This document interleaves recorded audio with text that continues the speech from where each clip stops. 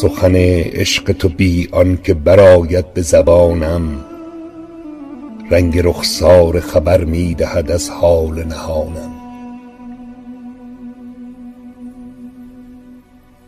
گاه گویم که بنالم ز پریشانی حالم، باز گویم که عیان است چه حاجت به بیانم.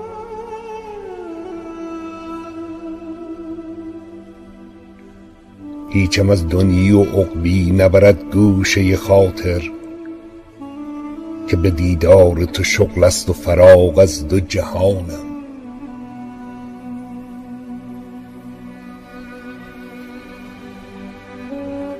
گر چنان است که روی من مسکین گدا را به در غیر ببینی، ز در خویش برانم.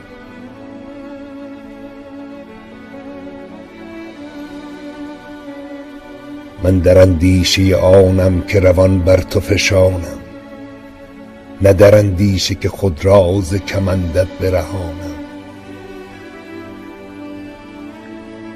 گر تو شیرین زمانی نظری نیز به من کن، که به دیوانگی از عشق تو فرهاد زمانم. که به دیوانگی از عشق تو فرهاد زمانم. نه مرا طاقت غربت، نه تو را خاطر غربت، دل نهادم به صبوری که جز این چاره ندانم.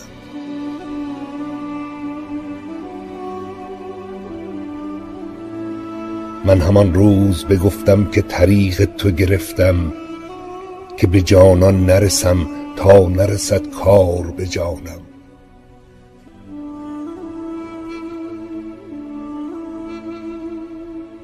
درم از دیده چکان است و به یاد لب لعلت، نگهی باز به من کن که بسی در بچکانم.